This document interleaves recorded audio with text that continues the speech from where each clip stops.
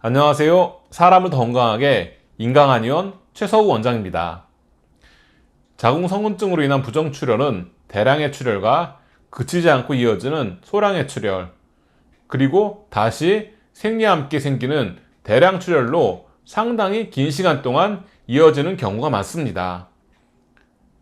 이렇게 과도한 출혈이 장기간 생기면 환자 본인도 힘들지만 의학적으로도 상당히 위급한 상황이라고 판단하고 모든 수단을 동원합니다.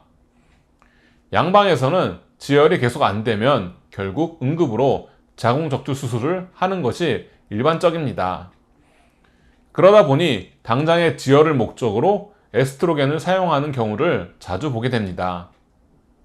이때 잠깐 지혈되어 한숨 돌리고 한의원에 내원하시는 분들도 있고 다시 출혈이 조금씩 시작되어 오시는 분들도 있습니다.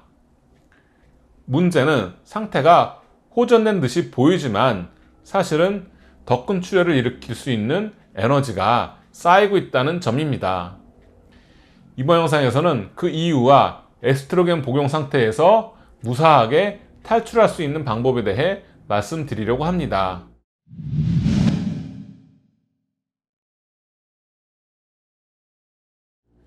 자궁성곤증은 자궁 내막 조직이 자궁 근육층으로 침범해서 생기는 질환으로 에스트로겐에 민감한 질환입니다.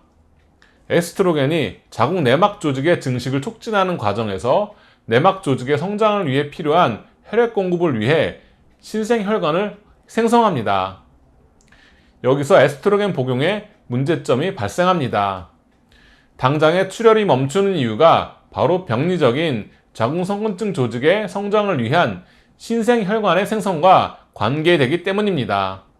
한마디로 혈액을 담을 수 있는 그릇이 커지기 때문에 출혈이 일시적으로 소강 상태에 머무른다고 볼 수 있습니다. 이 상태가 의미하는 것이 무엇인지는 누구나 알 수 있습니다. 혈관 내에 혈액이 차서 팽창하다가 한계를 보이면 생기는 것이 출혈 현상이라고 본다면 에스트로겐 복용 후에 출혈이 잠시 멈춘 상태는 새로 생긴 혈관 내에 다시 혈액을 채우고 있는 과정이라고 해석할 수 있습니다. 곧 있을 더 큰 폭발을 예견할 수 있습니다. 결국 다시 많은 출혈이 시작되고 그때는 자연스럽게 자궁적출로 넘어가는 코스를 밟을 가능성이 높습니다. 실제로 자궁성곤증으로 인한 부정출혈을 에스트로겐으로 잠시 막아놓은 환자들의 자궁 상태를 초음파로 보면 성곤증 조직 안에 우열이 가득한 것을 볼 수 있습니다.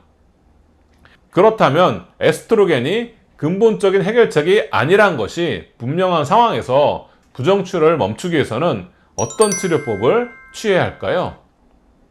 한방에서는 자궁성곤증의 출혈을 치료하기 위해 행혈, 행기, 지혈의 약제를 통해 이미 손상된 혈관을 복구하고 자궁성곤증의 병리적인 내막 조직 내에 우려를 이동시키는 방법을 사용합니다.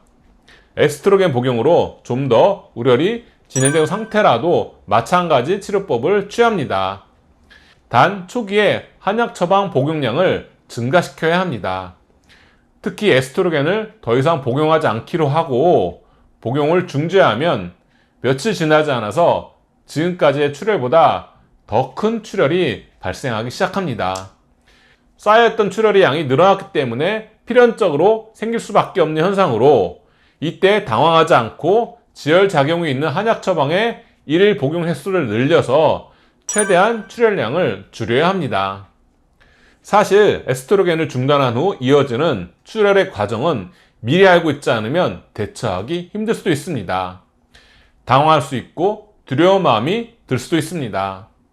미리 초음파를 보면서 우려의 양을 체크하고 예견되는 상황에 대해 충분히 설명을 들어야 하고 한약을 복용한 후 실제로 출혈량이 빠르게 감소하면서 지혈되는 것까지 확인해야 치료하는 사람이나 치료받는 사람이 함께 안심할 수 있습니다. 이 고비만 넘어가면 자궁성곤증으로 인한 부정출혈 치료는 비교적 순조롭게 진행됩니다. 생리 주기 사이에 출혈이 사라지고 생리 때의 대량 출혈도 줄어듭니다. 이번 영상에서는 임상에서 자주 접하는 자궁성곤증의 부정출혈 상황에 대해 말씀드렸습니다.